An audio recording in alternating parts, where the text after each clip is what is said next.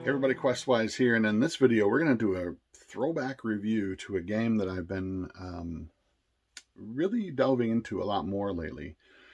With things like, our social distancing and our quarantining and the whole pandemic that's going on, I've been exploring a lot of sort of solo role-playing experiences. And this review is kind of born out of the fact that I was talking with another YouTuber, Samwise7, 7y7 RPG, I believe is his YouTube name, about some of the solo stuff that he's been doing, or sort of small scale stuff he's been playing with his son, and that game is Birthright.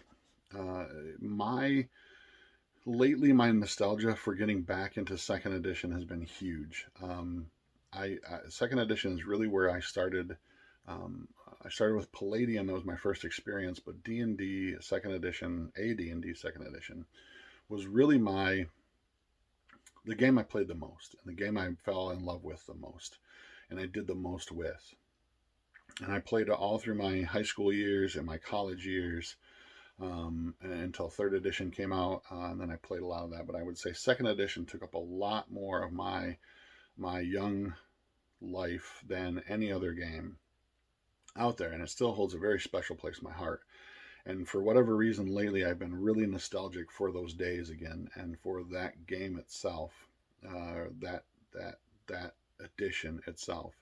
And after talking with Samwise7 RPG, Tim, and we're talking about Birthright. There's a lot of solo opportunities to play this game. There's also a lot of really cool inspiration. This really changed the way D&D Second Edition was played, in the fact that it added a whole other level of experience to the AD&D Second Edition world itself. Now, how does this differ? If you've never heard of Birthright or you've never played Birthright, how is this so revolutionary that it changed the way Second Edition was played? Well, what's interesting about Birthright is that it's a new campaign setting, a new world, new enemies, new heroes, but it allowed you to create characters just like you would in second edition.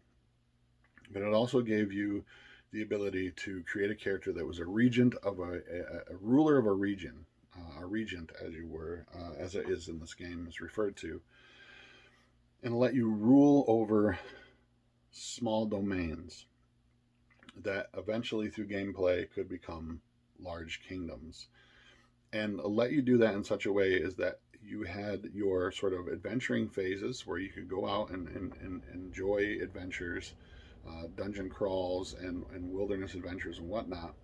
But then you also had a phase in which you had to deal with the things going on in your domain, in your lands themselves.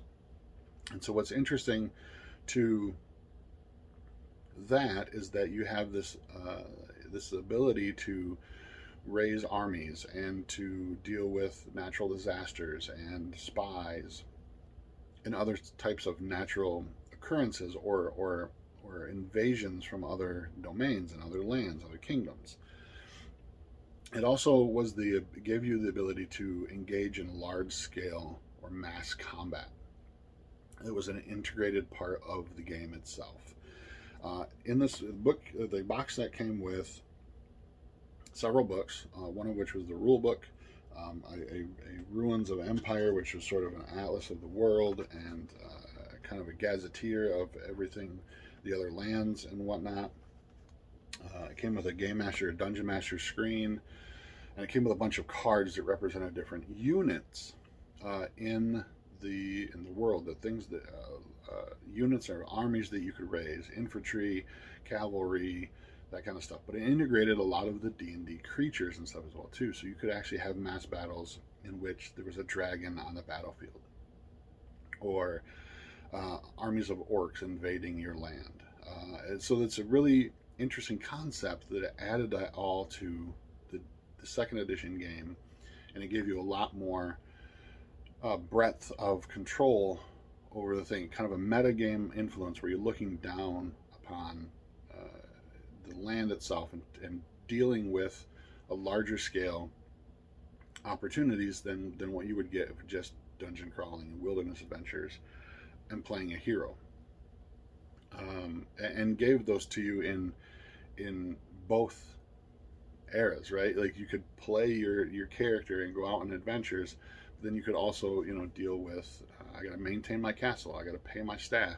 Oh no, there was you know, some kind of a natural disaster that happens in one of my domains. Now I have to you know, figure out taxes and helping these folks and restoring that land. You could also build things like castles and fortifications and keeps and churches and law offices and all these kinds of things. So there's a lot of opportunities in this that created some really interesting aspects of the game. When we were playing it in college, we did a couple of things. We had a character that was our regent.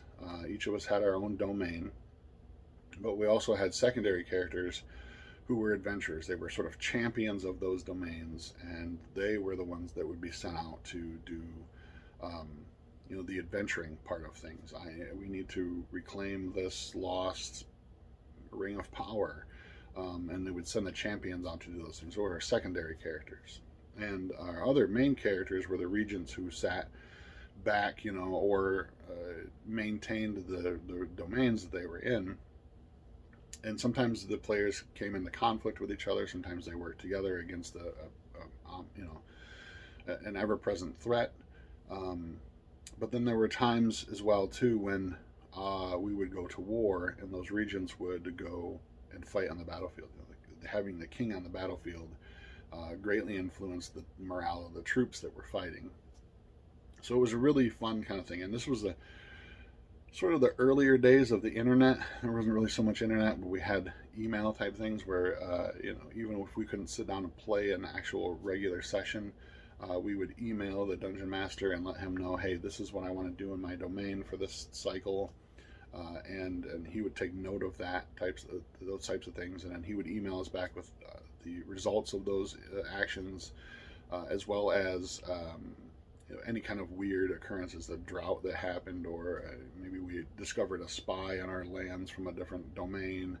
So there was a lot of cool stuff that was going on even outside of our play area, and I think that that's where Birthright really shines, especially in 2020, with our access to the internet and the ability to play over great distances, play via you know, social media, if you will, is that you could have these great sessions via Zoom or Roll20 or Fantasy Grounds or virtual tabletop or however you want, but you could also do these things where via email or text messages, chat groups, that you could have these domain type turns where you'd be playing sort of the meta level oversight of your domains and whatnot.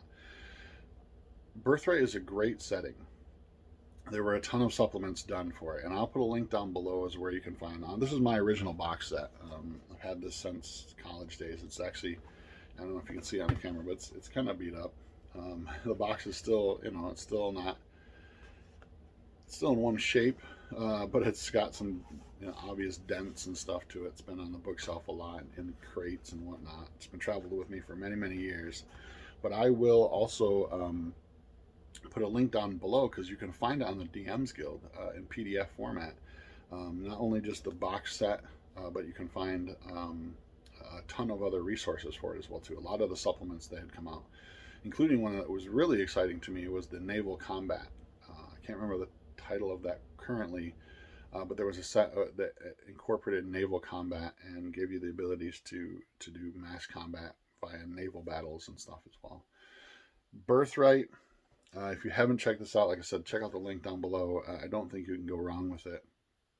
A lot of the concepts you could pull and use in a 5th edition game if you wanted to, but for me, 2nd edition always have a special place in my heart, and that's definitely the place where I want to play Birthright, is back there in that particular edition. So until next time, I'm Questwise. Game on. Stay safe, my friends.